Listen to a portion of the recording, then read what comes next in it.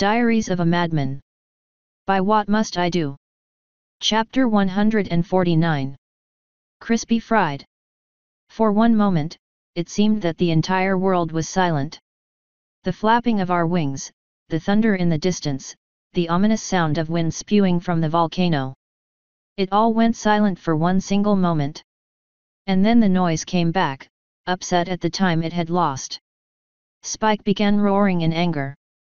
Avian shrieks of pain started emanating from the volcano. Blood pounded in my skull and my ears. Horrible cackling came from the mage. Before I knew it, my group landed behind them. They didn't hear us over the other noises, somehow. Since I had a moment, I slid a gauntlet off and put my ring on. By the time I replaced the glove, Gilda's agonizing screams were silent. It sounded like Spike was crying. I began advancing. My sword was in my hand, though I don't remember drawing it. Zakora flanked me on my left and Spike on my right. The kobolds finally turned to us, smug smiles on their hideous reptilian faces. Those smiles took serious dips when they saw us. The mage stepped forward and began speaking, but stopped when I pointed my sword at him. His eyes narrowed and he waved a hand at me. Nothing happened and I continued advancing. What would have been his eyebrows lifted and he thrust his staff toward me. Each of his guards drew their weapons, 2 daggers made from bones. They began circling away from the mage, one walking left and one right. My escorts broke off to face them, leaving me standing against the mage. He smashed his staff into the rock and left it standing there. He held the hand that had his staff next to the weapon at his side. It detached from its holster and floated to his hand. The head of the metal axe he now held lit up with fire for a moment before just glowing a bright red. His face twisted into a dark grin as he held the axe up in front of him. When I finally got before him, he recklessly swung his fire axe forward, expecting its magic to deal with me easily. I casually blocked it with my ice sword. Steam appeared where they met and his mouth dropped. While he was surprised, I kicked him in the chest. He flew half a meter back and hit the ground hard. As small as he was, I'm surprised he didn't fly all the way back into the volcano. He staggered to his feet before I could completely close the distance and the hand without the axe shot toward me, presumably trying more magic. Nothing happened, so I finally swung my sword at him. His axe barely lifted in time to block it and more steam shot into the air. He pushed back with what little strength he had and then ducked under the swing and darted forward to try chopping at me again. I spun to the side and clubbed him on the top of his skull with my pommel. His body hit the dirt again. This kobold's strength was very obviously in his magic, not his fighting ability. And even if it was, I was taller than him, had a much longer reach with a much longer weapon, and I surprised him by having a weapon that was just as magical as his. The mage groaned and started to sit up again. I walked to his side and kicked him in the ribs. He gasped as all the air was knocked out of him and he fell back, the hand without the axe clutching at his chest. I finally stepped on the arm that had the axe and increased the weight on him until he was forced to let go. Once he was defenseless, I sheathed my sword and bent down to grab him by the throat. At that point, he knew his only hope was to beg, so he began trying to speak again. I tightened my grip until he couldn't force words out, then started dragging him. He tried tearing at my hand with his claws, but he couldn't find any purchase on my armor. "Nav, this is wrong," Flo said, trying to calm my internal storm. I stopped dragging him. "He's helpless. He can't hurt you." I lifted him up. "He's obviously important to the kobolds, Nav. You can prevent more bloodshed." The kobold realized that he was above the lava pit and his struggling ceased. His reptilian eyes met mine and I thought I saw something in them. Something familiar. Killing him will not bring back Gilda. What I saw in his eyes was hope. "No, it won't." I dropped him. "But it will serve as a lesson." Flo had no reply.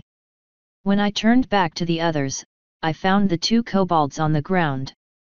Spike had his claws on one's neck and Zakora had a hoof on the head of the other. Before I could tell them to kill the prisoners, the mage started screaming in pain. The two kobold prisoners began quietly crying.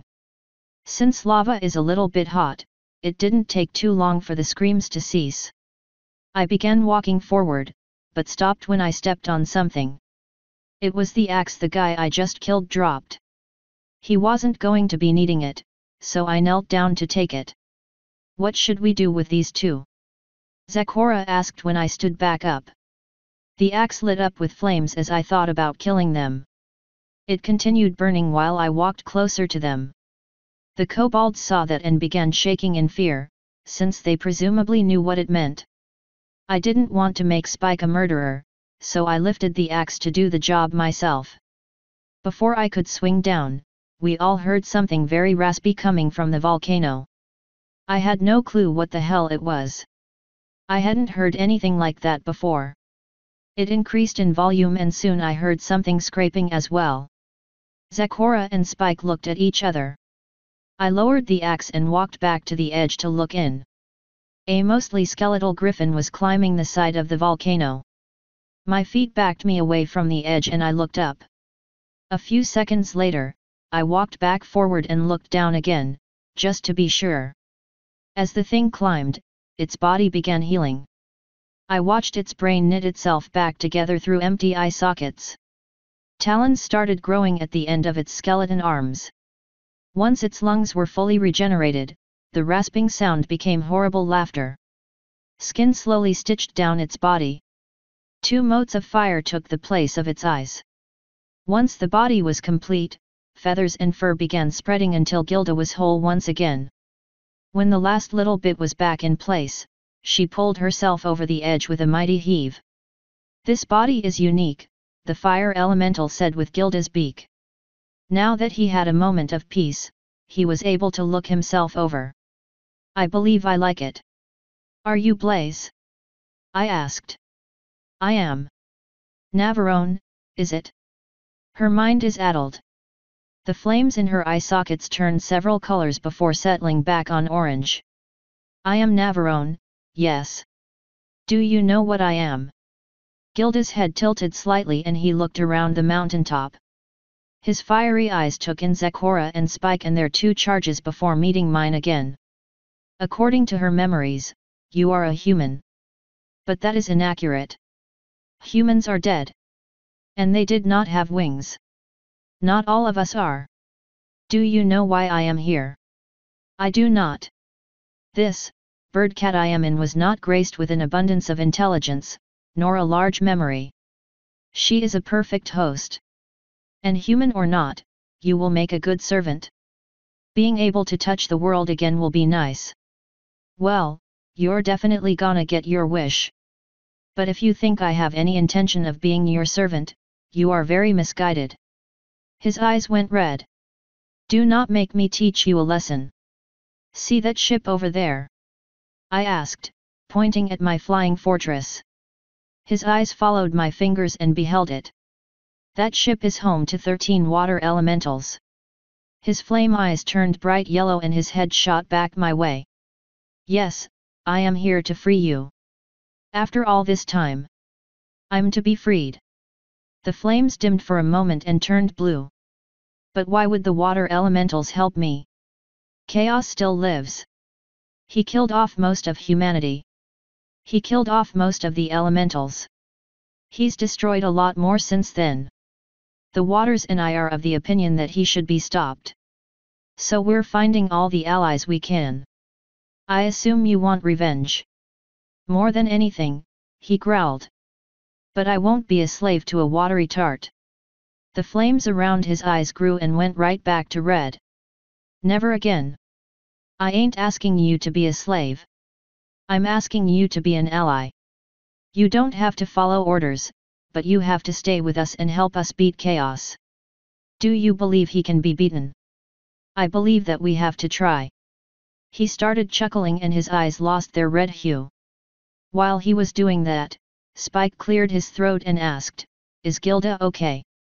"Now's not the time, Spike," I said. Thankfully, Blaze didn't take too long to come to a decision. "Very well, Navarone. I will cast my lot with you. Never let it be said a fire turned away from a fight. After spending so long with those watery nuisances, I'm sure you'll be aching to see a real warrior in action. I actually met a sister of yours, I said. Nesto rats. The motes of fire shrank so far that for a second, I thought they actually went out. I assume you've heard of her. Is she with you? He weakly asked. Not yet. We have one more to get before we seek her out. I really hope you and the other fire we rescue can convince her not to try killing me this time. I'd sooner date a water than even try talking her down. That's interesting wording, given what Mist said. His eye flames returned to their normal size and he shrugged. But that's an issue for the future. Maybe my sister will be happy to see me again. Dude, I fucking doubt it. If I could breathe, I wouldn't be holding my breath. Now bring your waters forward to free me from this volcanic prison. I long to tear my way across the world again. Before I do that, I have 2 questions. His flames rolled. Is that kobold mage going to come crawling out of this thing too? He served his purpose. I'm gonna take that as a no. Is Gilda still? I don't know, alive or whatever. Like, can she take back over? She could. Will her eyes grow back? That is 3 questions. Can we not do the fucking bullshit dick measuring?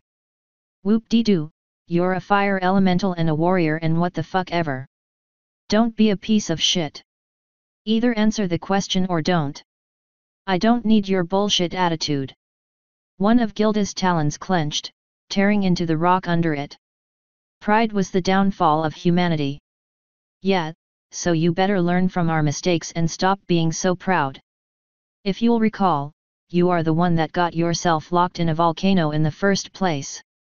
He launched himself at me, but something grabbed his tail and held him back. I looked behind him and saw Flo holding him steady.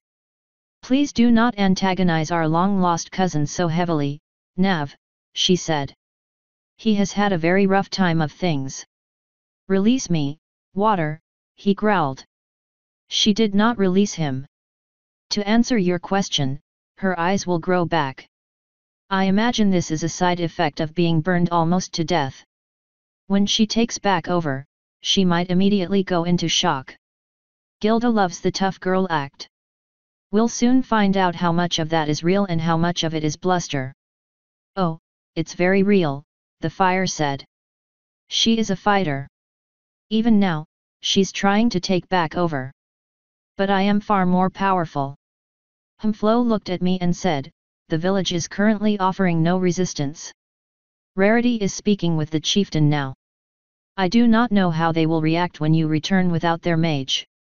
How pissed is Aqua? She does not know. This volcano is poisoning you and Zakora, Nav.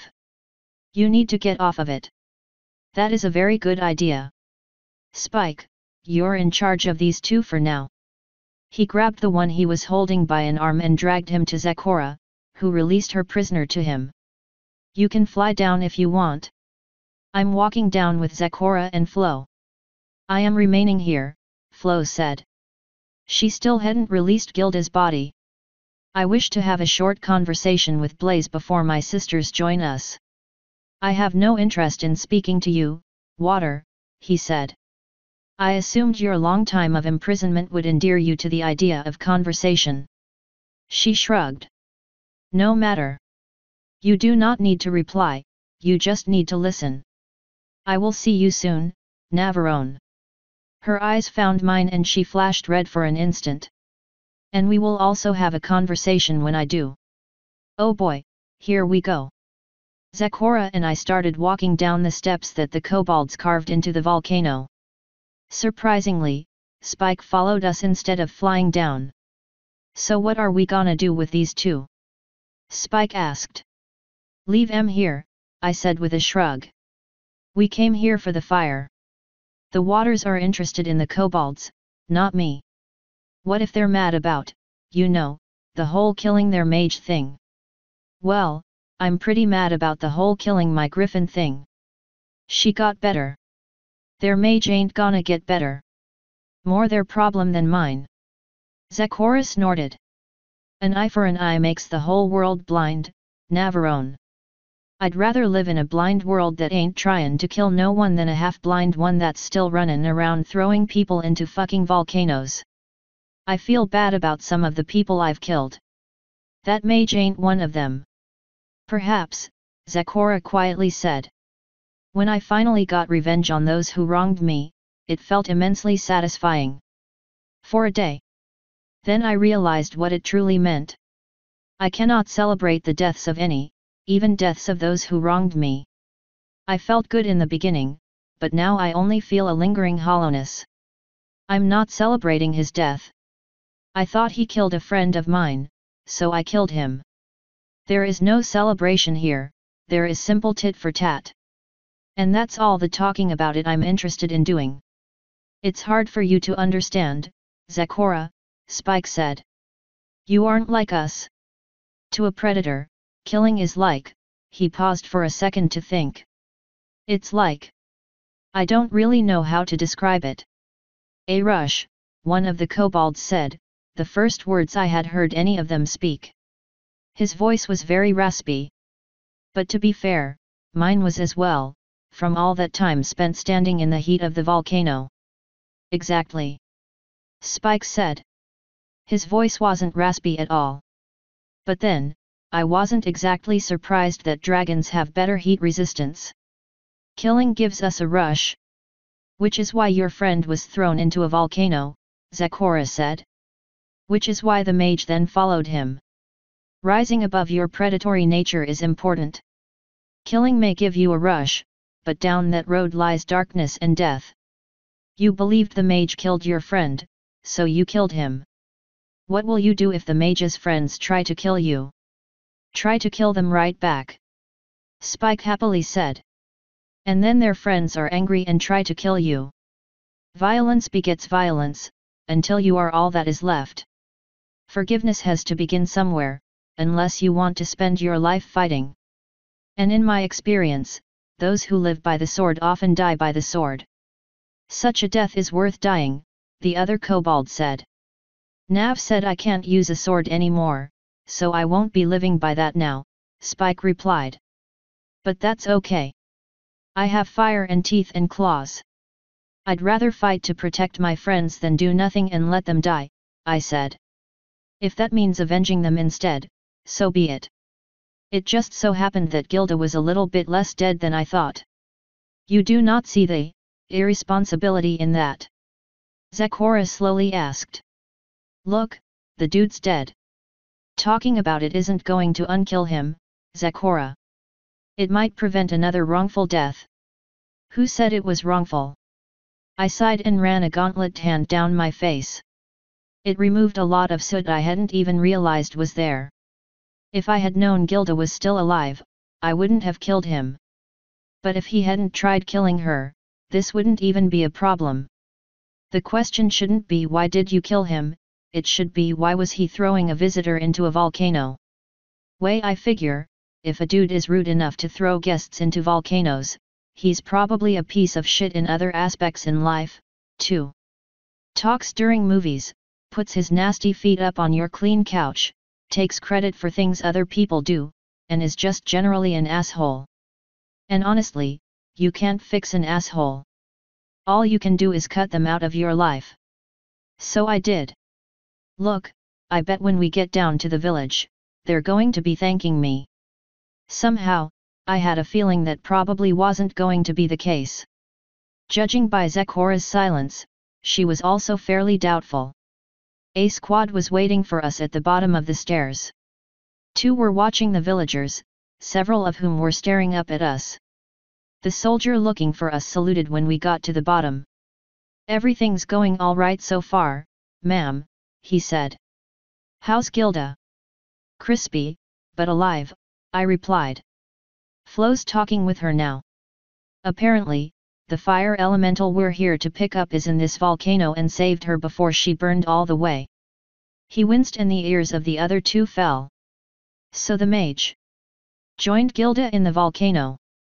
Apparently the fire elemental didn't see a need to save him. Well then. He looked behind himself at the village for a moment before looking back to me. Orders, ma'am. We're going to join Watcher and Rarity. Spike, let them go. Spike released the two kobolds, who darted away from us and into the crowd. Are you sure you should stay here, ma'am? He asked.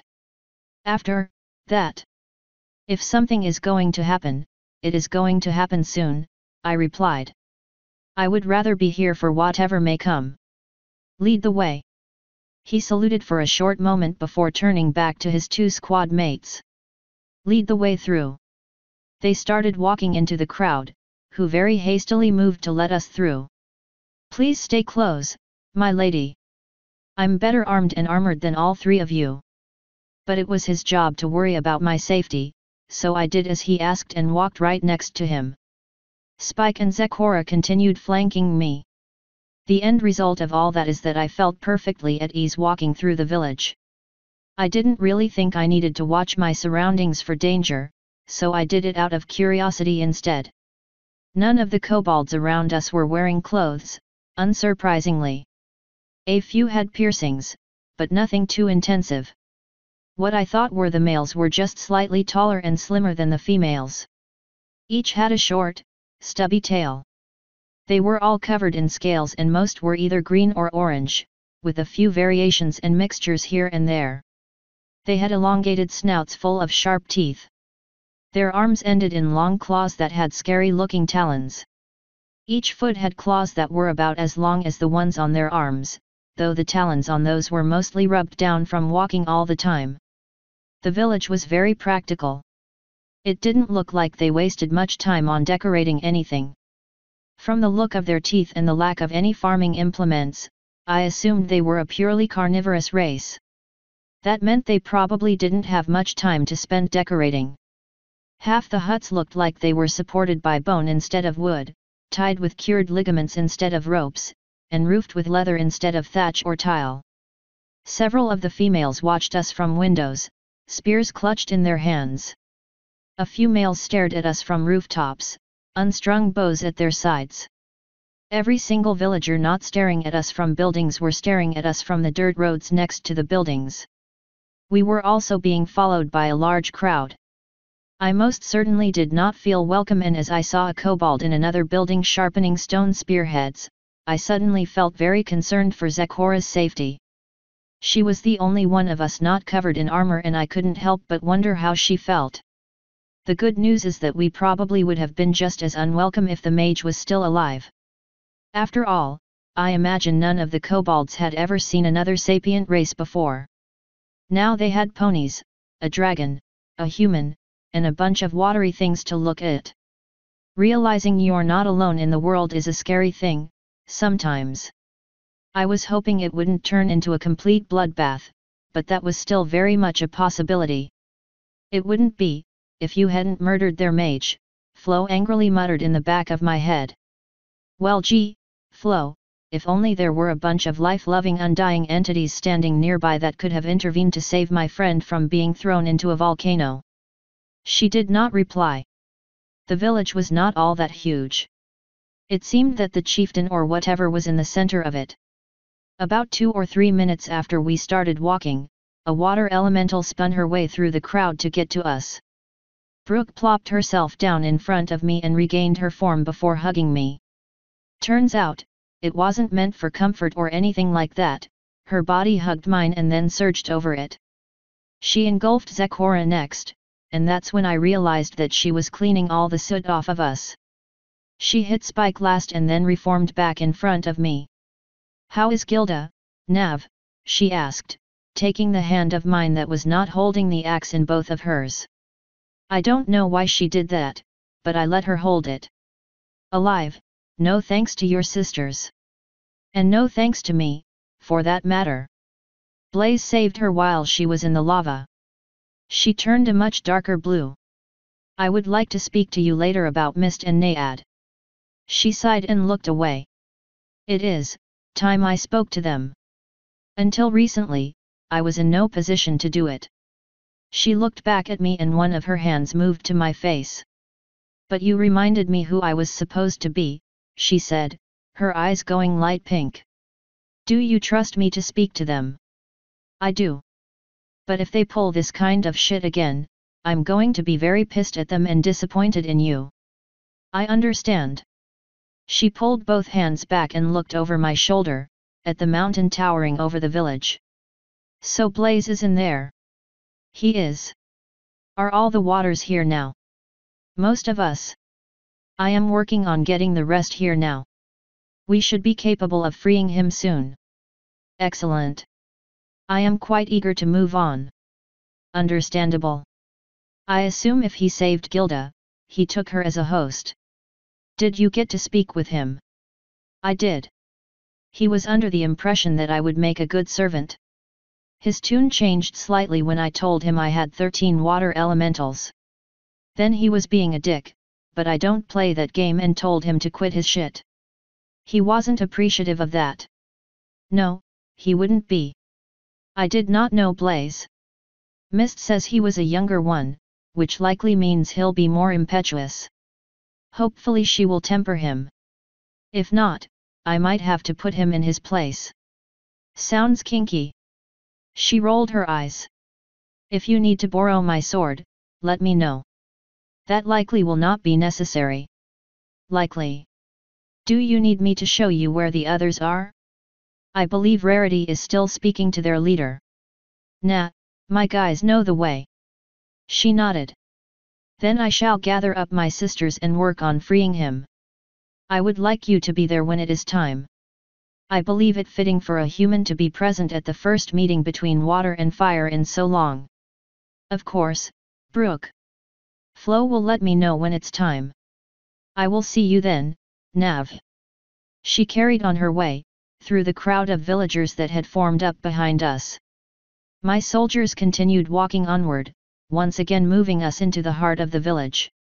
When we got there, we found more armored soldiers. All of these were females, wearing armor made from bones and scales and holding fairly basic spears. Each had a small pack of throwing spears with them. They surrounded a hut with a relatively high roof, upon which perched unarmored male soldiers with bows. Every one of them was staring at the axe I had in my hand. Through the windows, I could see some of my soldiers. My squad led the way up to the front door, which was open. The one guard in front of it tapped her spear on the ground when we got there. A servant stepped out and placed a claw on her shoulder. They both stood aside and nodded at us, though the soldier was still staring right at the axe. Not even this hut was that large. As soon as I stepped in, I could hear Rarity softly speaking. We followed the sounds of her voice right to her and watcher. The rest of his troops were in another room, cooling their hooves and waiting for shit to hit the fan. The chieftain was a male, I think. Given that all their frontline soldiers seemed to be female, that actually surprised me. He had much more extensive piercings. Most of them were bone, but a few looked like they might have been gold and some were glass. He also appeared fairly young, though I obviously wasn't the best at judging their ages. As soon as he saw me, he held up a claw, stopping Rarity's speech about friendship or generosity or whatever. "What are you?" he asked. "And why do you have that axe?" "I am a human and I killed your mage." Rarity's mouth dropped and Watcher seemed to ease back a little. "Oh." He looked back at Rarity and coldly said, "Continue." If she wasn't surprised before, she was. That definitely shocked her, even more. I. What? Nav, you. What? I believe she's asking why you aren't concerned with me killing your mage, I said. The chieftain looked back at me. If I thought I could, I would kill you where you stand. But on this day, the sky brings visitors. The fire rock was given a brand new being as a sacrifice, several new beings show us more powers than we ever believed possible, and legends so ancient we only have rock carvings of them returned to us. You murdered my friend and stole his axe, and for that I would carve you in twain and throw you in the great deep. But I must live to guide us through these times. Oh. Well, the being your friend threw in the volcano happened to be a friend of mine. So I threw him in right behind her. Gilda's dead. Rarity gasped. No, actually. The fire elemental saved her. She got a little bit crispy, but she's fine now. So what's the plan? Watcher asked. Head back to the ship, I said with a shrug. The waters are doing their thing now and there's no reason for us to be here anymore. Yes ma'am. I'll get my soldiers and Rarity out. Good. Spike, fly Zakora out again. You got it. The kobold punched the closest wall. What about us? What about you? I asked. Watcher was already walking out and using magic to herd Rarity next to him. You killed our mage, stole a holy artifact, and now you're just leaving. I looked over at Spike for a second. He shrugged at me. I looked back to the kobold and also shrugged. Yeah. I mean, what did you expect? His eyes very rapidly went bloodshot and his claws clenched tightly. Since he didn't have an answer, I started walking out.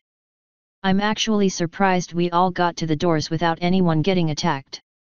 We wasted no time getting up and into the air. All of Watcher's soldiers were already flying back, each carrying their squad's earth pony. The unicorns presumably teleport back. When we got to the deck, Watcher was waiting for me. He saluted as soon as I touched down. We're all present and accounted for, ma'am. I did a quick head count and found that was correct. Even the Naga was back on board. Where was he? I asked, nodding at him. We left him outside the village, in case we needed a distraction, he said. As small as they were, we figured he could get a lot of attention. What's going on with the elementals and Gilda? The kobold mage threw Gilda into the volcano, where she was mostly killed. The fire elemental in the volcano managed to inject himself into her and keep her alive. He climbed out of the volcano in her body and healed it up. I spoke to him for a second. Dude's a complete dick, but that's pretty much what we expected. He agreed to work with us, and that's what matters. The waters are working on getting up there and dealing with him.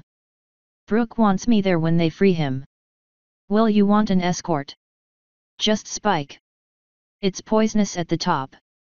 Flo can probably protect me from them, but not too many others. He's immune to that shit anyway. Yes ma'am. Are you really gonna keep that axe? We both looked down at it. The thing looked like a fairly standard hand axe. The haft was made of some kind of ebony wood. The blade had carvings of fire on it and was blackened from burning. I closed my eyes and thought about some things that got my blood boiling. When I opened my eyes, it was on fire. I am going to keep it, yes, I said. The fires flickered out as I calmed the anger. I did not realize it was a magic weapon. Twilight is going to be interested in studying it. She's welcome to. Speaking of which, I need to talk to her. She wanted to study a volcano. Now's the time, then, he replied with a nod.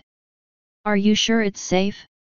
After killing that mage and talking to their chief like that, they might not be so interested in peace. That guy wasn't dumb.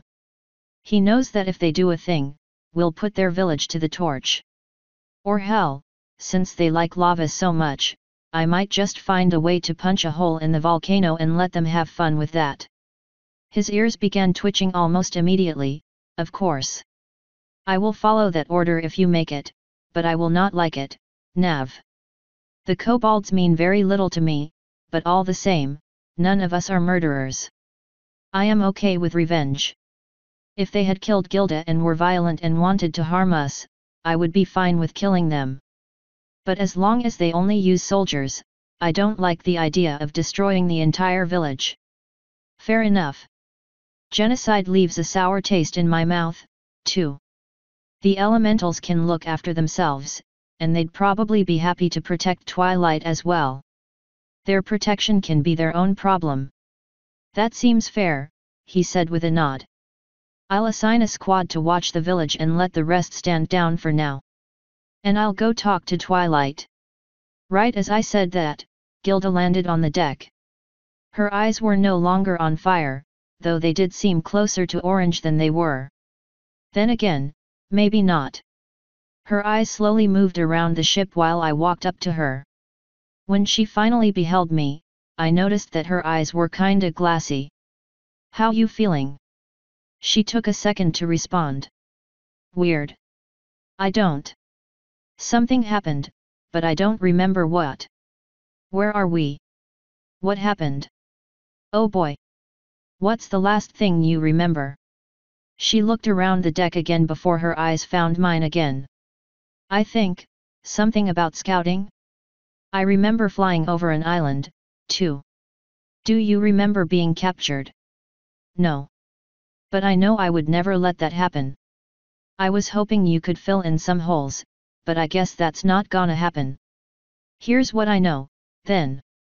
Gilda, we're over an island called Hawaii in the ocean west of mainland Equestria. I sent you to scout over the island. Something happened and the locals captured you." She snorted. "They had you knocked out and tied to a pole. Before we could rescue you, they tossed you into a volcano." They threw me in a volcano." "They did. Then I dropped the guy who pushed you in right behind you." "Had. But how did I live, then? Did someone swoop in and get me?" "No. You very much should have died.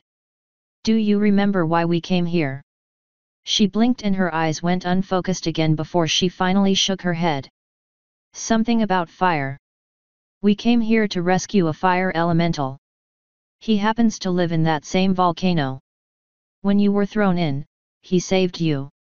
I watched you climb out of that volcano, Gilda. I watched your body stitch itself back together. Hell, I watched your brain reform. Hey." She walked over to the edge of the ship and looked down at the volcano. I could barely see the water elementals around the top, but she could probably see them clear as day. "So that fire thing saved me." "He did. And I'm pretty sure he's still inside of you." "How's that possible? Isn't he made of fire?" "Gilda, your entire body just melted and then unmelted. Asking about how shit is possible in a world with magic and ghosts and weird shit doesn't really mean much. Just roll with it." She fell silent for several long seconds, still staring at the volcano. Finally, one of her talons went to my belt and she pulled out a dagger. Before I could do anything, she sliced her other talon off. It hit the deck and a new one almost immediately began growing back. My mouth and her beak dropped. Then the pain hit her and she dropped the knife and clutched the healing stump with her remaining talon. Her eyes went wide and her head started jerking around. "Who said that?" she demanded. "That would be Blaze," I said. "He's the elemental who saved you. Don't you dare tell me what to do." She went silent for another few seconds. "She's earned it. You're just a blob of fire." Silence again. "I'm not your slave. One more time." "I'll think about it."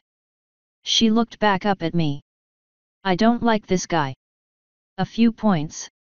First, he can hear your thoughts. So if you want to talk to him, just think at him. Second, we can probably get him to leave if you want. That'll be up to you. Third, he's a dick. I'd be surprised if you did like him. Let me see your talon." It apparently didn't hurt as much, so she slowly pulled her other talon away so we could see it. Sure enough, the thing was whole again. She used it to pick up the one she cut off. Whoa! That's insane. Water elementals don't have that kind of regeneration.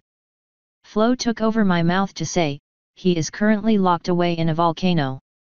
At the moment, he's incredibly powerful. Each elemental also grants their hosts different abilities of sorts. Since fire elementals are more combative than most, they're extremely good at regenerating their hosts. Once he's freed, the regeneration will still be powerful, but nothing like this." "Hey!" Gilda tossed that talon over the side, then grabbed my dagger to hand it back. "Well, I guess that could be useful. I slid that dagger back into its sheath. But it takes a lot of energy to fix you up. And after all that, I imagine you're about out of it.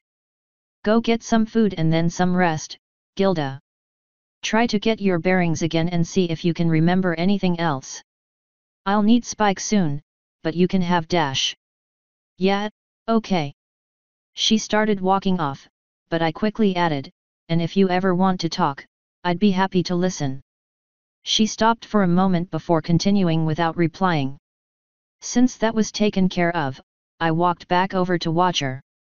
He was speaking with Rarity and one of his squad leaders. No, you didn't fail, Rarity, he was saying. In fact, you did pretty much exactly what we needed you to do.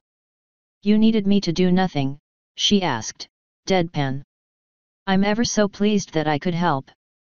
Cut the shit, Rarity, I said, reaching out to bop her on the nose. She licked my finger before I could pull it away because she's disgusting. You kept them distracted and passive long enough for us to get what we needed and then get out. We got what we needed and yet we're still here. We got what we needed from them. The elementals are still working on their shit. The point is, you were helpful. She stomped a hoof on the deck. You murdered one of them and then used me to keep them from fighting you.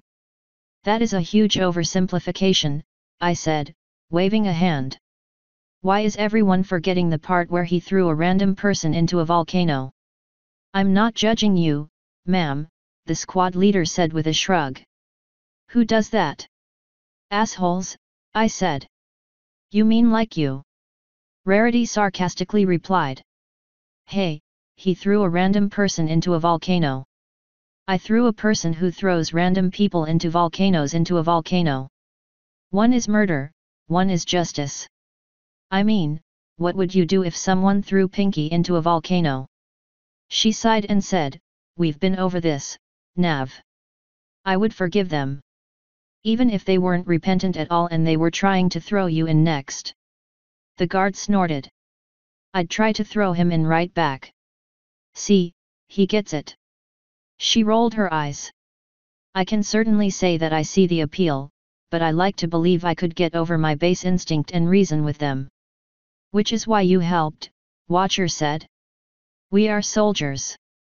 Our job is to act on those base instincts and deal with those who oppose us in very violent ways. The plan was to destroy the village if they hurt Gilda. You made that unnecessary. And yet somehow, I feel that you wouldn't have been overly bothered by the alternative, she said. Do you know how hard blood is to get out of fur? Watcher asked. Rarity slowly lifted a hoof up to her forehead and massaged it for a moment.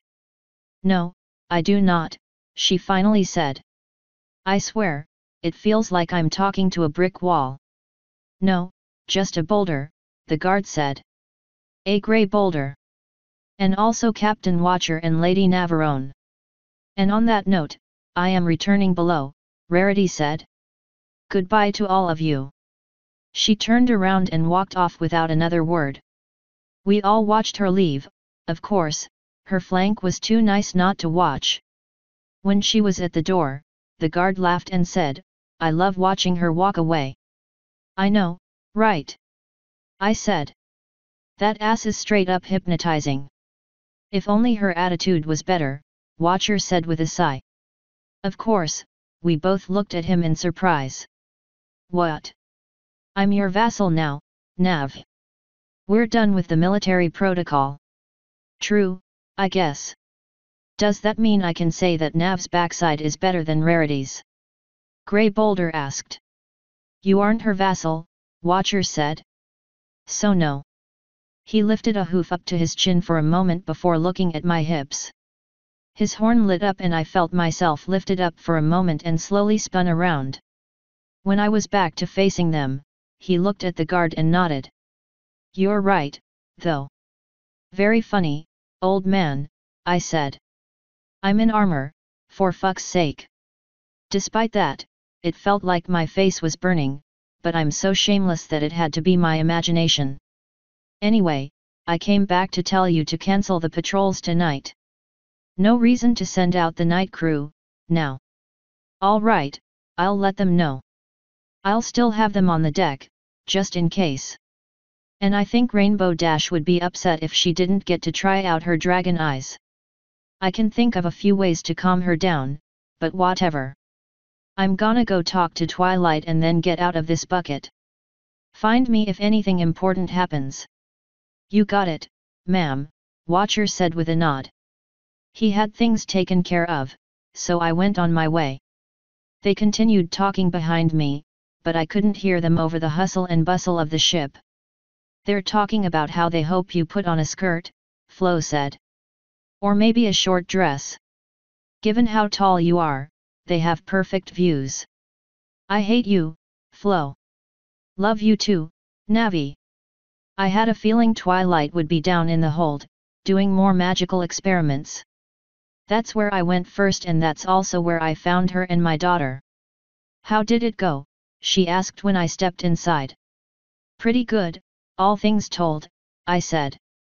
Gilda's alive, we found the elemental, I got a new magic weapon that you can play with all you want, and we're currently very close to a volcano if you want to go take a look. And the village? She asked, her eyes flashing blue for a short moment. Mostly fine. I can tell you about it all later. We won't be here for too long, so if you want to explore the volcano, you better do it fast. She shrugged. All right. Is that axe the magic weapon? Yep. I know it reacts to anger, but I don't know much else about it. All right. Leave it here, against a wall. I'll take a look at it in a day or two. Is it safe down below? The air is poisonous, I said. Sort of.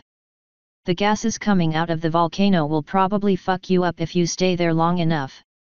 I think Aqua could probably keep you safe, if she cared enough. She does, Twilight said without even missing a beat. I'll head up to the deck and teleport down as soon as I finish up this experiment.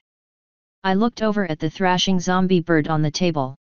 Its head was detached from its neck and the eyes were trying to stare Twilight down while the body struggled to free itself of the bindings she had on it. You have fun with that, I said, leaning the axe against the wall. I'm gonna go change.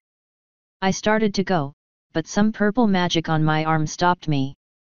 Before you go, I do need something, she said. Her horn lit up slightly brighter and the rest of my body started glowing. She floated me over to herself and kissed me. There. Now I have my luck back. I think you were just looking for an excuse to kiss me, I sarcastically replied. Taya giggled. I wouldn't need an excuse for that, silly. Twilight said. To prove it, she leaned me in and kissed me again, much more tenderly. After a few seconds, I pulled away. Then I leaned in one more time and she quickly kissed me. Gotta make sure I have my luck, she said with a giggle. She floated me back to the door. I'll talk to you later, Nav. I shook my head and walked away. Flo, did I make Twilight addicted to kisses? How much time have you spent teasing and tormenting her?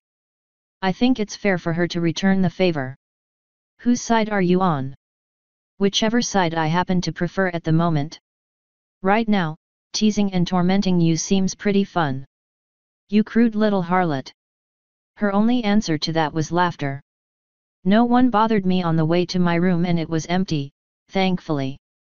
That armor was hot as hell and not really comfortable, so I stripped out of it as quickly as I could. We were currently at the juncture where just about anything could happen, so I knew I needed to be ready to hop back up and do shit at any time. Unfortunately, that meant I couldn't just lounge around naked in my room. Since I was tired of being hot and completely covered in clothes, I settled on a light blouse and an airy skirt. It was hot and uncomfortable out and I didn't want any more layers than necessary, so that was all I decided to settle on. Flo's giggling did not comfort me. Neither did several of the snide remarks she made that I'm going to choose not to put to print. And Aries' giggling that started up when I was fully dressed most definitely did not put me at ease. It quickly picked up and I felt her all around me, picking at my clothes and blowing them about. She only teased me for a few very long and uncomfortable seconds before grabbing a shirt from my drawer and using that as her face. You have found my fire. Yes, I did. The waters are working on getting him out of the volcano now. You're free to join them or you can wait for him to board the ship. I have waited for so long. I will not wait one instant longer than I must. I will go to him and he will be mine. Leave my shirt here, please. I need that. No you don't, silly. You like feeling their stares, having them look at you with lust. But your self-delusions are of no importance to me. The shirt fluttered to the ground and all the light wind picking at my skirt and blouse disappeared in an instant. Might wanna warn Mist she's going to have some competition for Blaze's attention. Ari already warned her plenty enough, trust me. If he wasn't such a jerk, I would feel sorry for him. Did you tell him Mist is coming to save him? No, I'm going to let that be a surprise. It'll be fun. I snorted and sat on the bed. Before I could start thinking about shit to do, someone knocked. I jumped right back up and pulled the door open to behold Spike. What do you need? I asked. Twilight wants me to go with her to the volcano. I guess she's gonna study it. I dunno. You need me for anything? Nah. Just stay there until I join you guys, because I'll be going in as well. Alright, Nav. I'll see you then. Yep. He walked back up to the deck and I sat on the bed again, leaving the door open. As soon as I was down, Taya walked in and hopped up to my lap. Why did you go down without me? She asked. I wasn't expecting any problematic resistance. That's not the only reason, but it was a reason. And you left in a hurry, so I figured you wanted to stay here. She sighed and pressed up against my stomach. I never get to do anything. Well, Watcher and his guys didn't get to do anything either. The only ones that saw any action were me, Spike, and Zecora. And you would have been with Watcher for this one, so you would have been bored. Her nubile filiform rolled over onto her back, so her soft tummy was presented. I belong with you, not with Watcher. Who else is gonna protect my mommy? Me. Well, yeah. But it's also my job. I gotta keep you safe and make sure you can always come back to give me belly rubs. She shifted again, giving me a better view of her vulnerable stomach. There are plenty of people who could give you belly rubs, you know, I said, not moving my hands. Yours are special.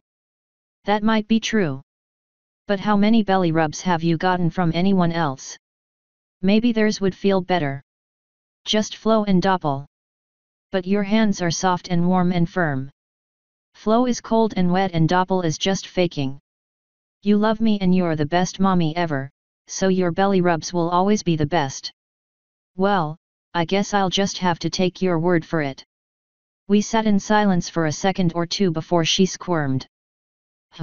Did you want something? Yes. Oh. Another few seconds passed. Her eyes darted away from mine for a second before returning. What did you want? She sighed and said, Mommy, will you please rub my belly? Of course, dear. And so I finally began giving my good little girl the treatment she deserved. Her whimpers and moans of delight made me smile. Take it, you good little filly. Take it like the tummy slut you are. Go on, tell Mommy how much you love it. When I was good and done, she was a cute little mess. Her fur was all displaced and she had a dopey, faraway look on her face. The look suited her. She didn't resist as I fell back onto the bed and pulled her into a hug. I love you, Taya. I love you too, Mommy, she dreamily sighed. There wasn't time to get too comfortable, because Kot chose to enter and disrupt my relaxation time. Did you not need me today? She asked. I didn't. The goal was to avoid combat if possible and to kill everything if not. I went mage heavy to facilitate that. You weren't needed this time. I see. She looked over at my armor, which was sitting in a corner because I was too lazy to lift it to the roof. It was unblemished because Brook cleaned it. It appears that you did not have any difficulties. I had to kill a guy, but the rest learned from his example and decided not to repeat his mistake. Yes, that is typically how it works. Especially if he was one of their leaders or one of the tougher warriors. What were the locals, anyway? I still haven't been out to look. Kobolds. Basically miniature dragons without the fire breathing or wings. They weren't so tough, thankfully. They had a mage, but his magic didn't work against my ring. Turns out, they're weak against being thrown into volcanoes. What's a volcano? You've never. Hey. I guess it makes sense. It's not like a slave in Egypt would know anything about volcanoes. Do you know what lava is? I've heard the word a few times. Isn't it liquid rock? Basically. Alright, deep down under the earth, there's so much heat and pressure that rocks melt and become magma. Eventually, the pressure gets to be too much and it has to release, so it goes up. All the ground and rock it displaces on the way up become the basis for the volcano. Magma then spouts out the top, becoming lava. That's how islands form. We happen to be very close to a semi-active volcano right now. There's magma in it, but it's not currently blowing out the top. You're free to head to the surface and look if you want. I believe I will, she replied with a nod. Are we free to go to the island? I wouldn't mind seeing some kobolds up close. No. They aren't too happy with us. I threw their magic user into a volcano and then took his magical weapon. All things told, we're lucky we didn't have to fight our way out. Oh. Her eyes looked down to Taya for a moment and a small smile appeared on her face. You two are adorable. Are you saying that I'm adorable and that she's adorable, or that we're only adorable together? I asked. Well, you are definitely adorable. And so is she, when she's not busy being horrifying. So the first one. Cool. I think. Though I'm really not sure what about me is adorable. I might tell you. Later. For now, your confusion amuses me. I'll talk to you later, Nav. When she walked away, I noticed her tail was curling for some reason. I'm not adorable, my precious daughter cutely muttered, snuggling tighter against me. I chose not to reply. The next interruption I got was one that I was expecting. Flo knocked on my brain for a moment to get my attention, then said, It's just about time, Nav. We'll be freeing Blaze in a few minutes. Alright, I'll head down in just a sec. Taya shifted. See you soon. Flo didn't reply, so I carefully moved my filly off of me and sat up. Can I go? She asked. Not this time. The volcano is poisonous. Flo can keep me safe, but the other elementals have to focus fully on freeing Blaze. You're welcome to watch from the ship, though. With luck, it won't take long and we'll all be back on the ship quickly. Okay, Mommy. She hopped off the bed and pulled me off of it with magic. Are you ready? Not yet. The heat from the volcano was blistering, so I didn't really want much of my skin directly exposed to it. I grabbed a nice pair of stockings and pulled them up to my thighs, then slid on shoes. Flo, think I'll need my sword? No. Blaze will behave and I can protect you from the locals, should they attempt anything. Cool. Then I'm ready now. Taya followed me out to the hall and then up the stairs to the deck. The same assortment of soldiers, crew, and Twilight's friends were roaming around. Some were staring at the volcano, some were watching the village, and a few were actually being useful and doing chores on deck. My daughter and I walked over to the side with the volcano. From where I was, I could faintly see two purple shapes, presumably Spike and Twilight, along with 13 blobs of water. I tried leaning in to get a better look, but I don't really know why since it was so far. When I turned back to talk to my daughter, I found that Grey Boulder and his Pegasus squad mate were behind me. The Pegasus was stretching his wings and Boulder was standing at attention, legs closed. Both seemed amused by something, but I didn't really care what. I'll be heading down to the volcano, if anyone needs me, I said. Yes ma'am, Boulder said. Try not to fly over the village. The Pegasus snickered at that, for some reason. Why? Are they mobilizing? I asked. No, the Pegasus said, trying not to laugh anymore. Say you need an escort? I wouldn't mind keeping you company. Nah. I'm gonna be in and out quick, just the way I like it, I said with a nod. His ears started twitching. I'll see you later, Taya. Have fun, mommy. I turned back and put a foot on the ledge, then leaned into it and dove off. The flight there was slow but steady. I avoided the village, which cost me a minute or two. As high up as I was, I doubted they could do much to me. But then, I imagine Gilda had the same thoughts.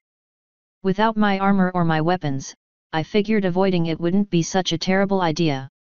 Once I got up to the volcano, Flo glided over to meet me where I landed. Before she could get there, I was surrounded by wind again and Aerie said, I will protect her for now, water. You focus on saving my soon-to-be beloved. You mean my one and only love? Mist shouted from across the volcano. Get roasted, hussy. Aerie shouted back. Blaze will slow roast me for eternity, you airheaded tart, Mist smugly replied. Aerie howled, but turned her attention back to Flo. Free my fire. You can protect your slave then. Very well then, Aerie, Flo replied with a nod. She turned back to her sisters and continued doing whatever the hell waters do to free someone from a volcano. Thanks for the help, I said, walking over to Twilight. The wind followed me and Aerie said, You're welcome, Navarone. Honestly, I wasn't really expecting her to answer. Twilight was standing next to the edge and Spike was covered in ashes and holding 2 handfuls of lava. There was a small orb of water covering Twilight's head. We having fun yet? I asked when I joined them. They both looked over at me. Twilight started to look back at her notes but then something seemed to register in her mind and she quickly looked me up and down. Wow! You look very pretty, Nav. When she spoke, the water moved out of the way of her mouth. Well, first impressions matter. I figured it would be nice to greet our fire looking somewhat decently. Spike shrugged and held up one of his hands. High five, Nav. No thank you. I prefer my skin attached to my body. How are you even holding that? He lifted his claws into the air and let the lava slide down his arms. It doesn't hurt at all. It honestly feels like a nice, warm blanket. No, I meant, how are you holding onto it? I know it's viscous, but I figured it would still be running out of your claws. Magic, Twilight said. I wanted to test some of its properties up close, so I flew some clothes and enchanted it to hold together much better, then let Spike hold it. I also got to go swimming, he said with a grin. And it got you filthy, I said, brushing my hand down his side and knocking off some volcanic dust.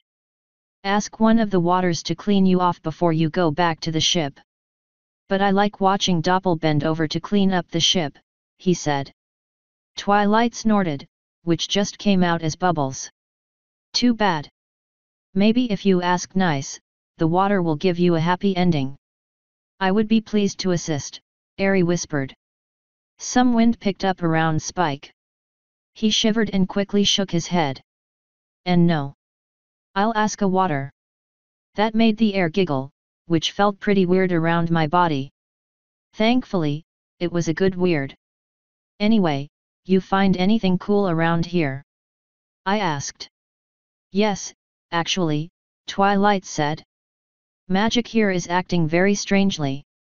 I can feel it resonating in tune with the planet, though I don't imagine you would really understand that. No fucking clue what you're talking about, I said with a shrug.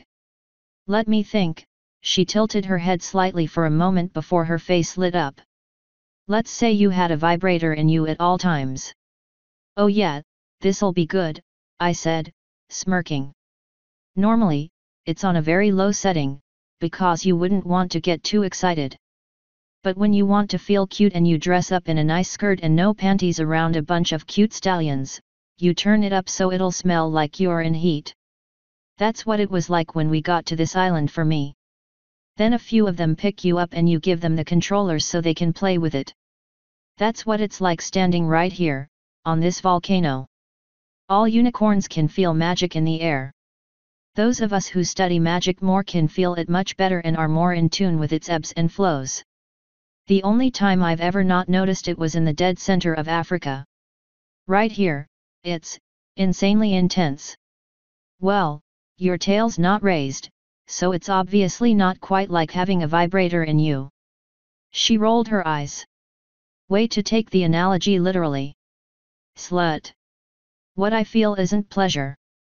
It's like a resonation deep in my mind. It's indescribable for someone who hasn't felt it.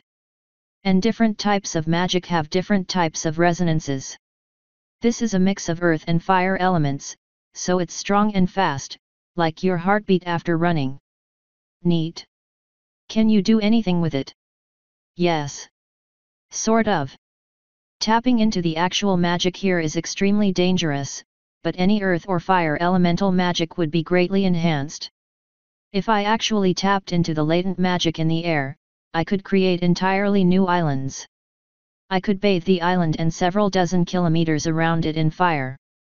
But tapping into natural, latent magic removes the normal limit on a unicorn's body, and if I didn't carefully watch my magic output, I could very easily burn myself out entirely." "Would you explode?" I slowly asked. "No. But with this much magic, everything within 100 kilometers would. And if I survived, my horn would turn to ash and I would be in a coma. If I ever woke up, I could never do magic again." "That sounds pretty shitty. Don't do that." "Okay." She turned back to her notes and jotted a few more things down. A few seconds after that, her ears twitched. "Now." A second went by and she nodded. "All right, we need to move. It's time." We all looked around the volcano. The water elementals were moving into positions around the edge. Flo and Aqua were already next to us. So we backed up about as far as we could get, because none of us really knew what was about to happen and only Spike wanted to get bathed in more lava. Once all 13 waters were in position, they stretched out their arms to either side, linking them together. When they were connected, their bodies started flowing into each other until they lost any semblance of individuality. Finally, they began oozing up to form a dome around the top of the volcano. As soon as their tips touched, the dome immediately sank into the volcano.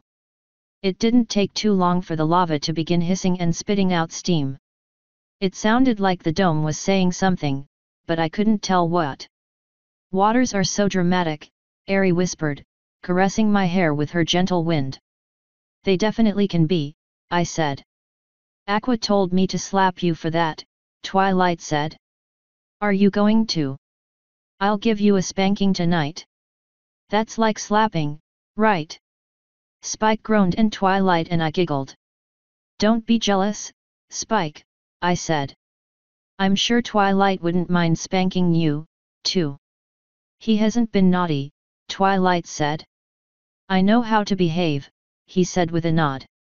"Unlike some naughty little human we all know." "Little compared to who, exactly?"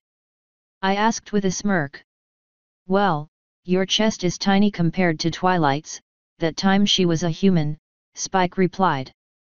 "Go fuck yourself, Spike," I said, crossing my arms. Of course, that got all 3 of them giggling. Thankfully, it seemed that the shit the waters were doing was coming to an end. Their dome was now pure white and retracting out of the volcano. When it was finally level with us, we beheld the fire elemental blaze. He was taller than Nesto Rats, but not by much. His horns jutted and spiraled about half a meter above his head, each one a black tube that ended in sharp points. His head had no definite form and seemed to flicker with every movement. When he realized he was free, he slowly stretched out his arms. They had no joints at all, and while we watched, he made a large three-headed flail appear in one of his claws with fingernails of flame. He swung it in 2 wide arcs before letting it vanish. That done, he began walking toward us. Each leg bent the wrong way and steam came from the water elementals under him each time his large talons pressed against them. Once he finally got to the actual rim of the volcano, the waters began retracting and slowly started forming back into their bodies. He didn't stop to wait for them and continued walking toward us. Every instinct in my body was telling me to stay the hell away from that guy, but I wasn't too interested in listening to them. Instead, I started walking toward him. Finally, we stood in front of each other. Twilight was behind me on my right and Spike to my left. "Welcome back to the world, Blaze," I said. I tried to force a smile to my face, but I couldn't. "So you are a human," he slowly said. One of his arms shot out, making Spike flinch and Twilight gasp. But he just carefully caressed my face, almost making me flinch back from the heat. "When this is done, my flail will meet your blade, creator against created, and only the strongest will walk away. We'll see what the future brings, Blaze. But for now, there's someone who's been waiting a long time to see you." I nodded behind him, where a very pink water elemental was standing with a large smile on her face. He turned and looked, then took a step back. Is that?" Mist held her arms out. "I told you I would never leave you, my love. You are mine forever." She began moving forward, but Blaze took another step back. "No. Was it not enough to lock me on this infernal island? You wretched water, must you hound me even now?" What? Now, Blaze. You don't want to make a scene, do you?" Mist sweetly asked, though she was starting to turn slightly red. "Don't forget what happened the last time you tried acting out. You forced me onto this island. I just wanted to help protect you. It's a very dangerous world, and I wouldn't want anything to happen to my beloved. I know you're scared and confused, but Mist is here." She moved forward a little more, prompting him to take another step backward. Since he was getting uncomfortably close to me at that point, I decided to step out of the way. "I had to keep you safe, my lovely fire. After all, we were made for each other. I just had to give you enough time to realize it. You almost killed me. But I slowly nursed you back, letting you build your strength more and more and showing my love for you every day." She was more red than pink, now. "And I gave you so many worshippers to show how much I cared. You gave me spies and prison guards so I could never try to leave. Why would you ever want to leave me, silly? I knew you couldn't really want that. I just had to make sure you didn't try hurting yourself, at least until you realized how much you truly loved me." Blaze growled and summoned his flail again. "I despise you, water. But I'm no longer weak. I am not recovering from a battle, not now. Touch me if you dare." Mist turned bright red and her form expanded. "Then maybe you belong back in your hole for another millennium." She surged forward, but was blocked by a huge blast of air that threw her back several meters. "Stay away from my fire!" Aerie howled, working herself up to a full tornado. I turned to Twilight and Spike, who were watching the scene with horror and strange fascination. "I think this is a family matter, guys." The howling behind me started picking up in intensity. "Yeah, it's time for us to go."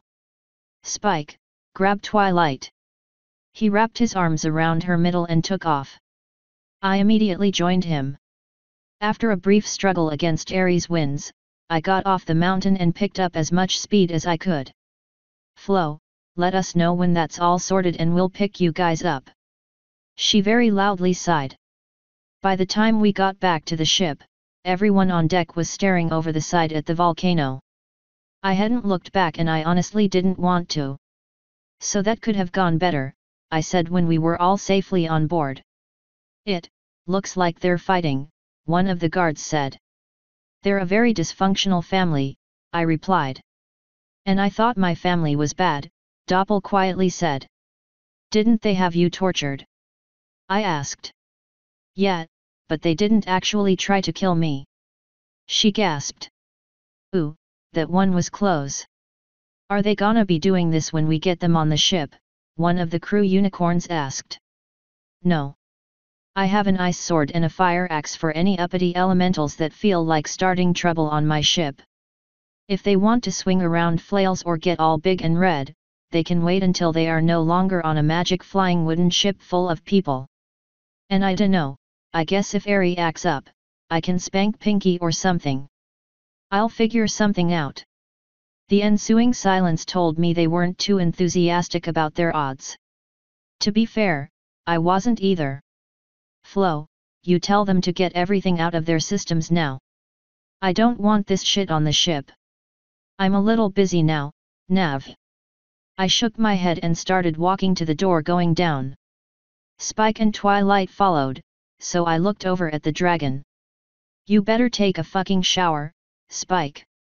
You'll regret not doing it if you get your bed all sooty. Okay, Mom. And don't forget to wash behind your weird ear spine things, I said. And then get dinner. You never have enough meat on your bones, young man. Are you gonna tuck me in, too? He sarcastically asked. Nah, dragons have sheaths. I can't tuck you in. Do I even want to know? Twilight asked. Human guys that want to look like chicks will tuck their dick in between their legs to hide their bulge, I said. And I've heard a story or two about insane mothers who wanted girls but got boys to tuck them in with glue or something and raise them like girls. You could have just said no, she sighed, hanging her head. We were now at my room, so I ducked inside. They continued on their way, Spike to a shower and Twilight presumably to her room. After a few minutes had passed, Taya wandered in. They're still going at it, she said, hopping up onto the bed. I told Flo to make sure they got it all out of their systems, so hopefully they'll tire themselves out and get all the anger done with. How is Blaze even gonna stay on the ship, anyway? Won't he burn it up? Hopefully not. I'm sure the waters took that into consideration. Besides, he's not entirely fire, just mostly. There's gotta be some corner we can just shove him into or something. She pursed her lips, but didn't say anything about it. A few seconds later, she said something else, though. I think your guard stallions are perverts. I'm not surprised in the slightest. She didn't say anything, so my mind couldn't help but go to somewhere bad. They didn't touch you, did they? Are you in heat or something? Her head slowly turned to mine and her disbelieving eyes met my concerned ones. Are you being serious? Taya, I can't tell when ponies are in heat. My nose isn't that sensitive. Unless they tell me or I can work it out from their behavior, I have no clue. I am not in heat and they didn't touch me. Oh. She shook her head and went back to staring at the wall. So why are you saying they're perverted? She lifted a hoof to her head and massaged it for a second before hopping off the bed. I'm going to bed. I'll talk to you later, Mommy. And that's a very nice skirt you're wearing. Nice and short. And obviously you think it's a little warm, since you have nothing under it. Taya. Why are you looking up my skirt? I wasn't. She walked right on out, ignoring all my follow-up questions. Once she was gone, I picked at the skirt for a moment before shaking my head. Flo, what was she talking about? I'm still a little bit busy here, Nav. I rolled my eyes and grabbed the Celestia doll I took from Canterlot. It was currently a better and less judgmental cuddle buddy than my daughter. The original plan was to give it to Taya to get her used to the idea of seeing Celestia a lot more and also acting as a teddy bear, but she laughed at me for a while after suggesting it. While I was contemplating ways to make Taya suffer for being mean, Kot silently slipped into my room. I didn't notice she was there until the door slid shut with a loud click. She was turning back to face me when I looked up. Our eyes met for a short period of time before hers flicked to the Celestia doll. Am I interrupting something? She slowly asked.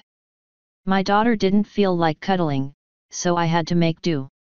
She also didn't like the doll I got for her, so I had to keep it. Her eyes met mine again. Did you need something? Yes, but I am not sure how to go about it. Directly. I know that's not really how assassins tend to do it, but it works out great for me most of the time. She paused for a moment before shrugging. I want to have sex with you. I have never been with another female and I think I might find it a pleasurable experience. But I do not have fingers, my tongue is uncomfortable against bare flesh, and I don't have toys. I've been considering it for a while and finally decided that I could make something work if you were even interested in trying it with me. I'm willing to try it, but right now's a bad time. Also, next time we're in Canterlot, you should head to the Crop. It's a super famous and popular sex toy store. They love seeing unique or rare species in there. They'll probably offer you a discount if you do some stuff, but they won't push it if you're not interested. What kind of stuff? Well, when I was a dude, they wanted a cast of my dick. Last time I was there, they had a few on shelves. I think it was called the Otherworldly Ape Beast or something like that. And once I got a vag, they asked for a cast of that, too. Let me tell you, getting that made was an interesting experience. I'm kinda interested in seeing how that one turned out, too. She sighed and slowly ran a paw down her face. I will never understand how ponies can be so shameless. Caught, they don't have hands. If they wanna get off, they can't just jerk it. They either have to fuck or use a toy. They can also only get pregnant when they're in heat and automatically abort the fetus if they don't want it. And I haven't seen any signs of STDs at all, so there's literally no risk involved with sex. I don't know what a lot of that means, but I'll take your word for it. She eyed the doll again before walking in further and tossing it aside. Before I could ask why, she slid into bed and hugged me instead. I'm afraid I'm not your daughter, but I hope I'm good enough for now. You're much better than my daughter. I can actually kiss you and it's not weird. Or fuck you. She grinned and leaned in to make good on that first one. When she was done, I continued, but we can't do too much at the moment. Once we're on the way back to Equestria, sure. But we gotta pick up the elementals after they get done trying to kill each other. She leaned in next to my ear and whispered, then I'll only nibble a little. She ended that with gently biting on my ear and one of her paws went to my feathery wing. Her other paw reached behind me and slowly hiked up my skirt. Oh my, no panties back here, Yes to the wing and kisses, no to anything lower than the belt, I said, shifting my legs slightly. For now. She sighed and lowered the skirt again. If you give me until tomorrow night, I can probably make some arrangements and borrow some things and we can make this work a lot better. Cats are not known for our patience, she purred. The paw that was at my skirt slowly trailed up my back before gripping the back of my head. Her claws bared out and she tickled my scalp to pull me in for another kiss. When she finally pulled away, I said, "You've been waiting this long. You'll have to wait another day. Channel your inner assassin. I'm sure you'll find some patience somewhere." The paw on my wing suddenly became sharp and she pulled me very close. "I am trying to fight myself, Nav," she whispered. "Everything I am is screaming at me to take you in any way I can. All right, you see, there's a such thing as too much information and directness. Now I'm feeling a lot less comfortable about this." She completely pulled away from me and snarled. One paw went to her face and the other just bared its claws repeatedly.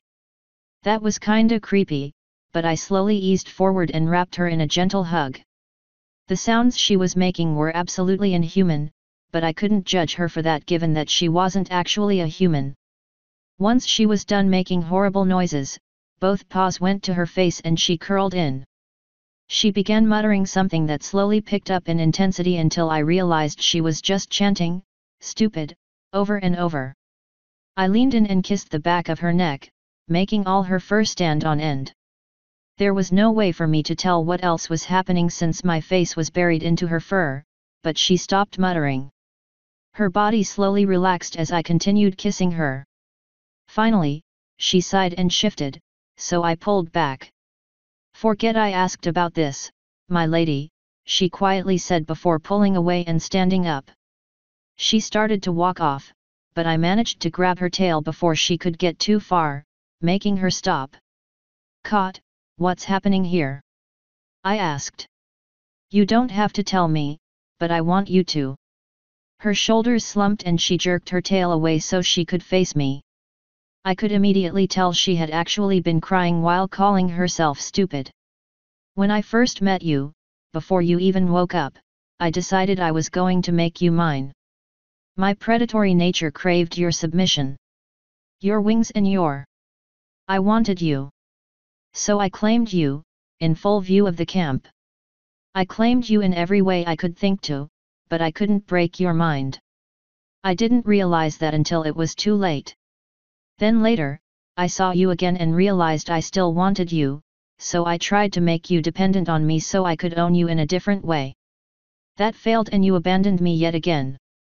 And in the time we were apart, I was able to think a lot. And I realized that my nature is wrong. But it's become an obsession. I'm trying to fight it so much, and when you finally became female, I thought it would be done, I'd be free. But I wasn't. Then my chance came to bind myself to your service so I could never be the one to own you in the hope that I wouldn't want to anymore. But I still did. And then you lost your wing and I thought surely, this was my moment. But no, it wasn't. And my head is all messed up and I want to break you but I know I shouldn't and I want to make you mine but I know you aren't and I hate being a stupid predator." Her claws bared and she slashed the wall, breaking a few of them. "I hate the pheromones." She slashed it with her own paw, breaking even more. "I hate the burning emotions." She hit it again, breaking the rest off her first paw. "I hate the unstoppable urges." And there went the last ones on her second paw. "I just want to forget all my feelings." She leaned her head back and started to rush in to headbutt the wall before I jumped in front of her. Instead, she hit my chest and immediately started crying. I hugged her and stopped her from falling any further, though I didn't really feel like supporting her, so instead I just helped her to the floor. So instead of breaking her face against the wall and probably either knocking herself out or just earning her an immediate trip to black fate, she clutched at me with bleeding paws and cried into my chest for several long and honestly kinda awkward minutes. When Flo finally cleared her throat in my mind, I decided it was probably time for me to think of something to say. I kinda zoned out there for a while, so I didn't really have anything prepared. But winging it usually worked out pretty well, so, you know, whatever. "Alright Cot, I'm gonna level with you here." She sniffled and stopped sobbing for the most part. "All that shit you said you hated while fucking up my wall is absolutely normal." That made the sobs stop entirely. I mean, completely and 100% normal for literally every sapient species, from humans to ponies to cats to dragons. Some races are affected by pheromones a little bit differently, but the rest of that is shit literally everyone goes through. What? No shit, completely true. None of that is predator specific. I mean, I'd tell you to read a book, but you spent most of your life being a slave, so I can completely understand not realizing that. But no, yeah, that shit's all normal. You won't go anywhere and not see that. Unstoppable urges? Shit dude, I got raped by a crazy naga bitch for the same reasons you wanted to do it. Raped by ponies when they were in heat, too. And I almost got killed by my best friend back when I was still in the human world. On accident, but she didn't need to know that. I don't. And the burning emotions? Dude, you shoulda seen Fluttershy that one time she thought someone was gonna hurt me. She went crazy and beat the shit out of him. And Rarity got super pissed and tried attacking me when I called her ugly. Let's see. Oh yeah, the Naga goes apeshit in battles. Totally horrifying, believe me. And Cadance's love for Shiny is kinda creepy at times. Oh, and Luna has an intense and burning jealousy for her sister. Hell, the elementals are currently beating the shit out of each other because Mist loves Blaze but he hates her. She shifted slightly against me. Don't even get me started on pheromones. As far as I know, all races get fucked up on that shit. Ponies get rapey, humans get clingy, dragons get even more hoardy and jealous, and I don't really know about the rest of them but I'm sure they all get fucked up somehow. Her body finally started pulling away from me, but I didn't let her go just yet. Point is, all that shit you said is completely normal and you're not odd for feeling any of it. Don't get me wrong, I'm super weirded out by the part where you said you wanted to break me or whatever and don't do that or I'll be very pissed, but the rest is normal. Oh. Yeah. Sorry, I'm really shitty at this sometimes. Flo's usually coaching me but she's currently busy and you know what, never mind. Caught, I would not have made you a vassal if I did not trust you. I gave you responsibility because I believe you can handle it. And if you can't at the moment, I believe you can and will learn how to. She fell silent for what felt like quite a while, minus the occasional sniffle. She finally leaned back against me and quietly said, "Thank you, Nav." "No problem, Caught." I slowly patted her back a few times before asking, "How do your paws feel?" "They hurt like fire." "Yeah, I fucking bet." I pushed myself to my feet and helped her stand. "Go talk to the medic.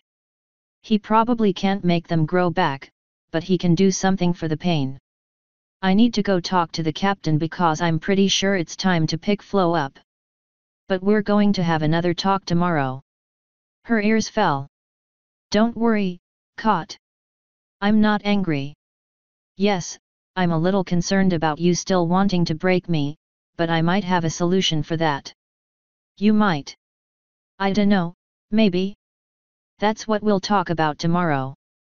Until then, please remember that you're not unusual. Aside from going through your emo stage several years later than average. Everyone feels things and sometimes they feel them very strongly. Being able to temper your emotions with your thoughts is what makes us above the animals." Flo snorted. "And knowing when to give in to those emotions, and throw a piece of shit into a volcano, is also important." I imagine that made my elemental roll her eyes. She pressed her body against mine again, though she took care not to put her poor little paws near me. "That means more to me than you probably think, Nav.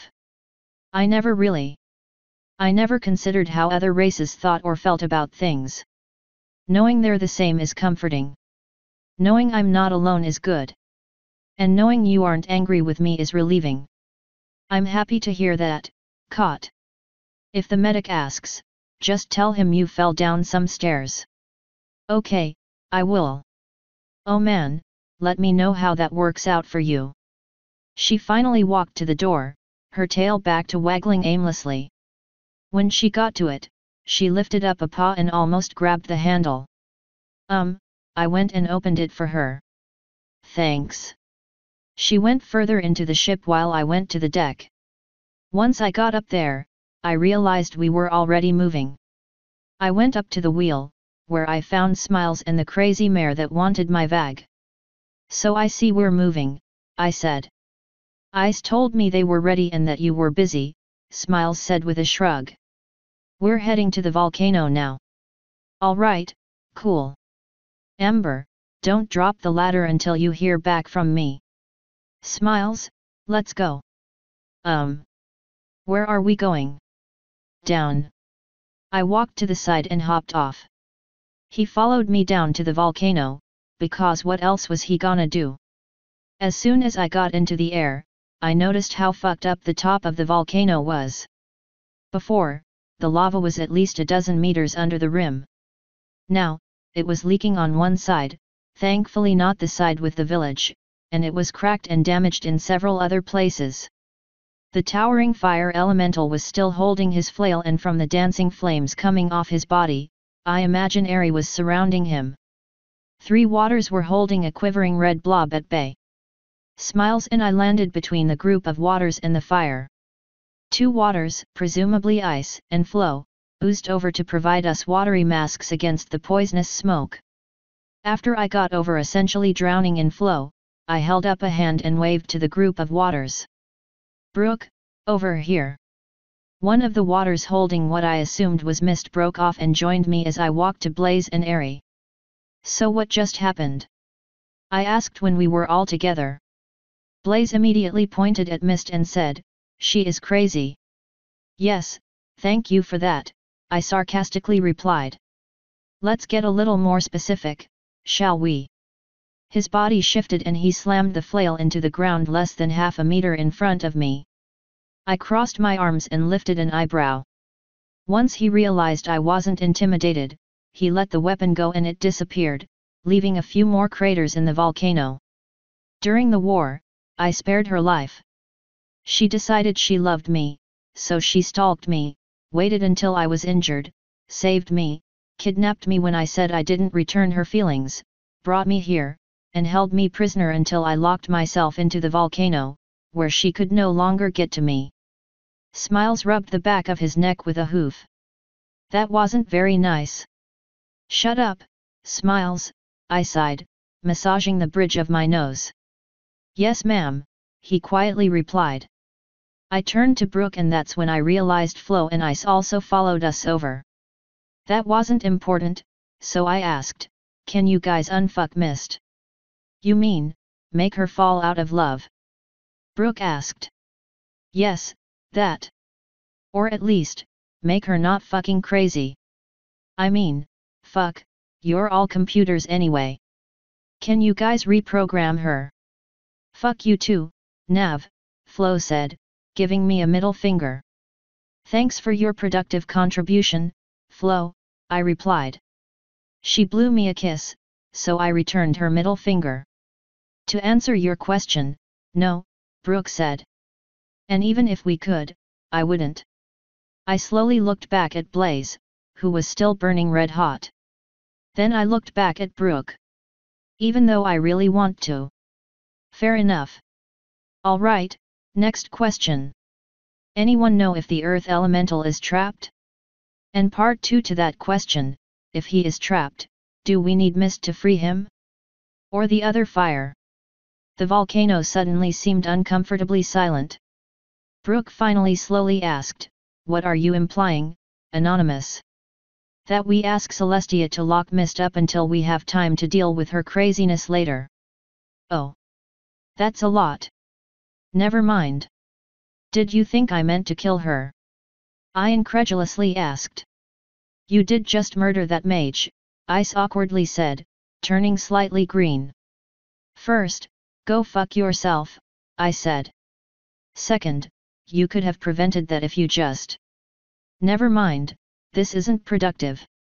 Alright, here's the dealio, that bitch is crazy and just instigated a fight that scared the shit out of my crew. They're worried that this is going to repeat itself when we're, say, flying. Because it's an airship.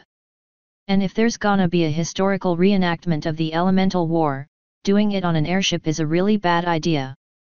So I'm gonna go out on a limb here and say a lot of us, most notably those of us that actually have to breathe and have bones that can break, are somewhat reluctant to have a ticking fucking time bomb on board." "What's a ticking time bomb?" Smiles asked. Everyone looked at him. He hung his head and said, "Shutting up now." We all went back to looking at Brook, except for Brook, who went back to looking at me. "We will need her to save the next fire," Brook said. "But we will not need her to save the earth.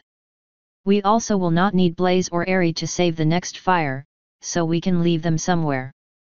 "Airy, how did you like Canterlot?" I asked. "It was wonderful," she said. "Tall terraces, lovely clouds, flowing falls. It's an air's paradise." "Good. Can you keep Blaze from destroying it?" "She will not need to," he replied. "If it means I am away from that water, I will behave." "Good. I'll handle getting Celestia to agree to it. Somehow. Maybe." If that doesn't work, I have backup options. Here's hoping fire demons from human nightmares are full friendly. So that handles everything after we drop off Blaze, Brook replied. So what about until then? Well, who says you have to take the airship back? I asked. She blinked, her eyes going orange. Oh yeah. We know where the next fire is. I'll leave Flo, Ice, Cascade, and Naiad with you. The rest will come with me in the ocean. We can probably move faster than you, but we also have a lot more distance to cover since the Panama Canal doesn't exist anymore. Wait, really? Yeah, it's gone. It was completely artificial, so it eroded pretty quickly after the humans stopped taking care of it. Well, now I have a really good future investment idea. Flo rolled her actual eyes. Good to know. Whoever gets there first can wait, then. I still need to find Reginald anyway, so you'll probably be cooling your heels for a minute. Then I'll see you on the other side, Nav, Brook said, holding out a wet hand. I took it in mine and shook it, making her eyes go pink. Until then, Brook. Once the moment was over, she oozed back to her main group of sisters and most of them started dragging an increasingly angry mist away. Cascade and Naiad joined those of us who were staying while the others descended the mountain toward the village. Are they staying here? Smiles asked. That's a very good question, actually, I said, turning to look at the group of waters. We discussed it, Flo said with a shrug. We were highly considering asking you to wait here for a little while so we could talk to the villagers. But we'll probably beat you to Iceland, especially given your tendency to get sidetracked in Canterlot, so they're probably just going to stay here for a little while. Whatever. I looked back to the two new lovebirds. Blaze, can you climb a ladder? He won't need to, Ares said. I shall ferry him aboard. At that point, the ship was close enough for the ladder to have actually reached us, so it wasn't really that long of a flight. She wasn't one for waiting for instructions, so they immediately took off. I had a feeling that would lead to disaster, so I joined them in the air. Smiles followed me up to the ship and the water elementals all converged together and stretched up to grab onto it. By the time I landed, Aerie and Blaze were already on board, being stared at by several very nervous-looking ponies. I walked over to stand in front of the two elementals. Welcome aboard, Blaze, I said. A flying ship made of wood, he slowly said, reaching a painfully hot hand out to one of the rails. You do remember that I am made of fire, correct? Yeah, I was really hoping the waters had a solution for that, I said. Thankfully, the waters actually did manage to get back up to the deck. Please tell me you had a solution for that. His feet aren't made of fire, Flo replied. So as long as he doesn't go into the ship, everything should be fine. Thanks for the proactive solution, Flo, I sarcastically replied. Better than yours, she muttered. We all turned back to the glowing ball of fire that was starting to look increasingly red. So there's your answer, Blaze. Stay on deck and hope it doesn't rain. Of course, that made him go a lot more red. All right, I'll put it this way, would you rather be a love prisoner of a psychotic water elemental? Because we can make those arrangements. Mist is still down there, just waiting. That did absolutely nothing to abate his rage. Naiad surged forward and put a wet tentacle on my arm. We're sorry for the poor arrangements, cousin. Unfortunately, one of the downsides of being made of fire is that accommodations aren't simple. Which was, of course, the point. It's hard to settle down when you can't make a safe home, so you constantly have to keep moving and fighting for new land. That makes a lot of sense, actually. The journey to Canterlot is not a long one, and should it rain, we can make sure you do not get wet. Aerie shot forward to get right up in Naiad's face. You will stay away from him, water. Your siblings have done enough damage to my lovely fire. I can speak for myself, Blaze softly replied. He lost a lot of his red and was back to what I was hoping was his standard orange state. I appreciate your thought, heir, but do not become that whom you seek to replace. Ari gasped in surprise and Nayad actually seemed to flinch. I will take that assistance should it rain, water. Perhaps it will help repair the damage your bitch of a sister has done to my opinion of your kind. Nayad said and held a hand up to him. On behalf of all of us. Save it. Ari giggled and snuggled against her fire elemental. He continued, actions speak louder than words, water. We shall see what yours will say. My other arm was also grabbed by a watery tentacle and Nayad pulled me away from Blaze, toward the group of other waters. She set me down in the center of them and very calmly said, please stop provoking the extremely violent being made of fire on your wooden ship, Navarone. And also please don't provoke him when you're not on your wooden ship, either. In fact, provoking people in general is usually a pretty bad idea. I slowly reached a finger out and placed it against Nayad's lips. Shhhhhh, she turned several shades more red. Can we talk about the fact that you almost got Gilda murdered because you were too chicken shit to go talk to your own ex-subjects? If you wouldn't have called her red before, that definitely turned her bright scarlet. Navarone, we literally just talked about provoking others. Sorry, I wasn't listening. The tentacles gripping my arms got very tight very quickly. Flo decided to step in and placed a hand on one of Nayad's arms. Please save choking my host for later. Fires respects strength, including strength of mind. They also refuse to take lip. Navarone is not stupid, despite how convincingly she plays the act. For the moment, Blaze is calm and while I wouldn't say he would obey Nav's orders, I think he would be amenable to following the ones he agreed with. Silence took over for a few seconds before Nayad's grip loosened and she lost a few shades of redness. Then Ice had to ruin it with, I gotta side with Lady Navarone for this one. Why didn't you let me save Gilda? Nayad sighed and released me, then smoothed my blouse with those same tentacles. Because the need of the many outweigh the need of the few, she coldly replied. Gilda is one cog in a large mechanism that is working to save the world. I do not like it, but she is replaceable. No one is replaceable, Cascade replied, placing two hands on my shoulders and pulling me back against herself. That's the path Brook chose, I said. And that's the path she realized was wrong and fell away from. It's our job to protect all life, all the time, not just when it's convenient for us. Otherwise, what's the point? How much of ourselves do we lose when we refuse to think about the little picture? The accused elemental leaned back and ran a tentacle down her face. When that was done, the scowl on it was replaced with a kind smile. This is a conversation for family, Nav. We'll speak to you later.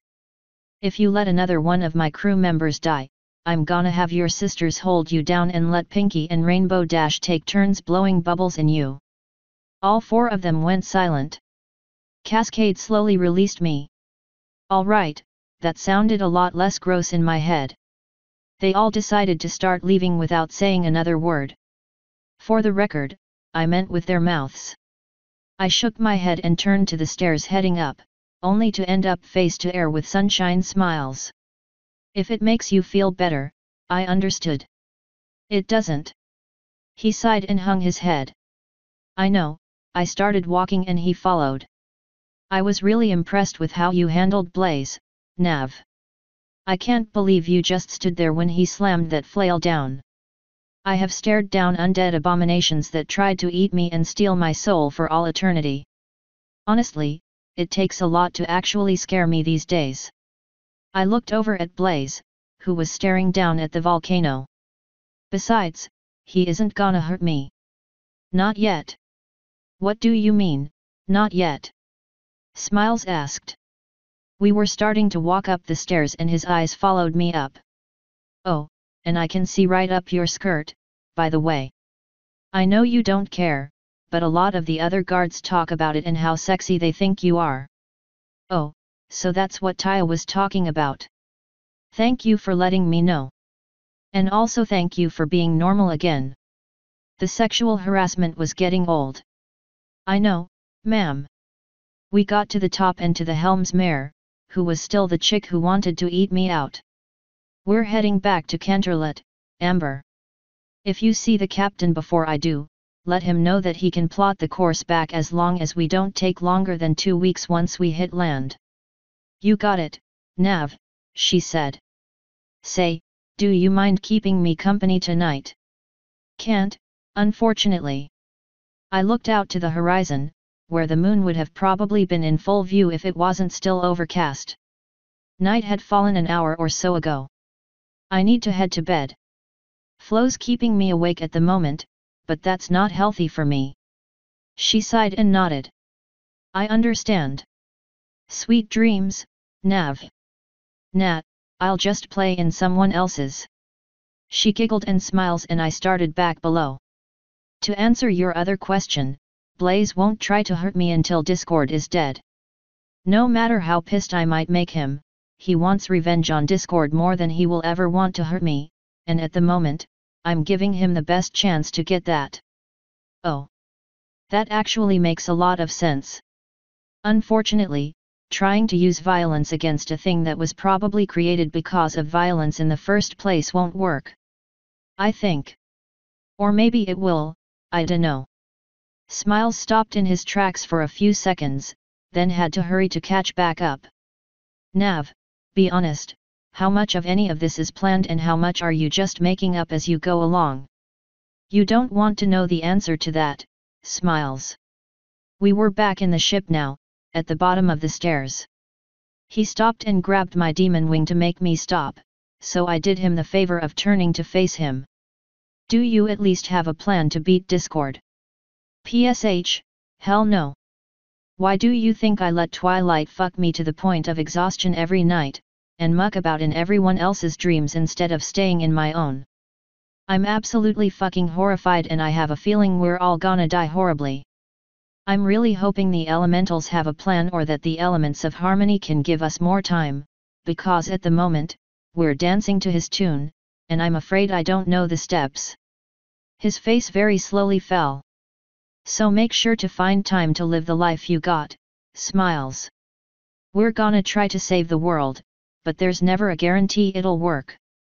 Might as well have some fun in the meantime, right?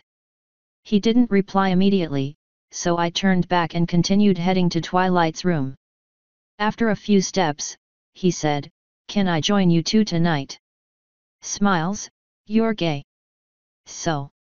I stopped for a second, then shrugged and said. Good point. Come on. But just this once. He grinned and fell into step behind me.